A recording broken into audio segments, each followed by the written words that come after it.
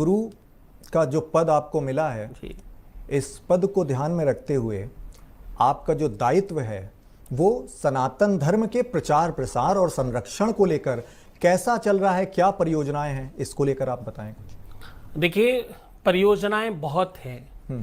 धर्म के संवर्धन की दिशा में वो सारे कार्य, मैं कल भी पूरा दिन उत्तराखंड में था जी। उत्तराखंड में जिस प्रकार से धर्म बढ़ना चाहिए, धर्म की सबसे बड़ी जगह है, सबसे बड़ी धरती है। आज तात्कालिक वर्तमान की जो सरकार है थोड़े बहुत कुछ कदम उठा रही है, और मुझे लगता है कि अभी और ज्यादा आवश्यकता है। मैं अगर एजेंडाज की बात करूं तो मेरे अपने एजेंडा में सबसे महत्वपूर्ण है धर्म के लिए लोगों को जागृत करना, धर्म के लिए ये समझा पाना कि धर्म है क्या। क्योंकि 99.9% यानी 99.9% लोग धर्म को नहीं समझते। लोग जानते नहीं कि धर्म क्या है।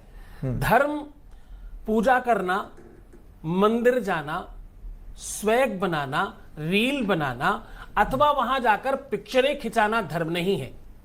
धर्म आपके द्वारा कर्म की सच्चाई का नाम है। आप अपने कर्म को निष्ठा से, सत्यता से और पूर्ण विश्वास के साथ करें, ये सबसे बड़ा धर्म है। पत्नी धर्म, पति धर्म, राज धर्म, आपकी नौकरी का धर्म, आपका व्यवसायिक धर्म, आप जिस कार्य में हैं वो काम बहुत अच्छे से करना, सच्चाई और निष्ठा से करना, ये प्राथमिक धर्म है। क्योंकि जैसे ही ऐसा होगा आप अपने धर्म को संवर्धित कर पाएंगे। आप धर्म में कहते हैं कि गाय बचानी है, माता गाय का संवर्धन करना, सुरक्षा करनी है। गाय बेच कौन रहा है जी? गाय के ऊपर सबसे बड़ा अपराध करने वाले लोग कौन है? क्या केवल काटने वाले?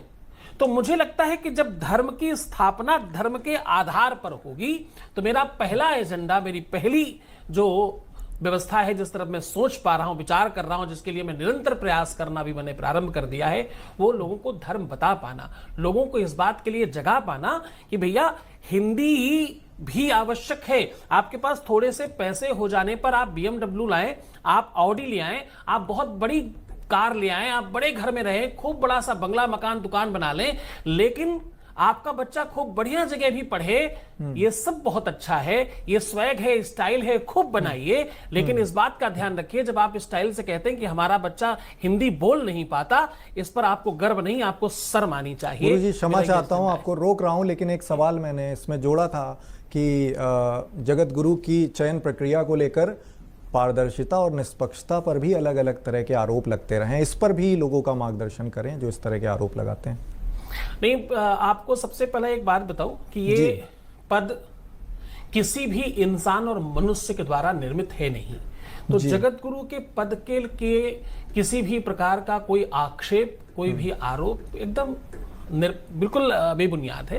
इस तरह का कोई अवचित्त नहीं, क्योंकि इसमें किसी भी प्रकार की वांट नहीं निकलती, इसमें किसी भी प्रकार का कोई आवेदन नहीं होता, इसमें किसी भी प्रकार की कोई ऐसी व्यवस्था नहीं कि जो भी इच्छा करे, जो चाहे वो हो सकता है। क्योंकि ये जो पद हैं, आप शंकराचार्य समझते हैं पूर्व पश्चिम उत्तर दक्षिण 4 ही होते जी, उनके अंदर 4 होते। तो जहां पर नियुक्ति के स्थान सुनिश्चित हैं और एक व्यवस्था में है, वहां किसी भी प्रकार का कोई भी फेरबदल, किसी भी मनुष्य के द्वारा, इंसानों के द्वारा कोई भी इसमें अपनी मनमानी करने की कोई व्यवस्था है ही नहीं। क्योंकि एक कोई नहीं ना, इसमें कई लाख साधुओं के हस्ताक्षर होते हैं जी। इसमें नागा है, इसमें बैरागी हैं, इसमें आपके वैष्णव संत हैं, इसमें आपके निरक्त संत हैं। तो सब प्रकार के लोग एक साथ जब एक मत पर खड़े होते हैं तो ये नियुक्ति होती है।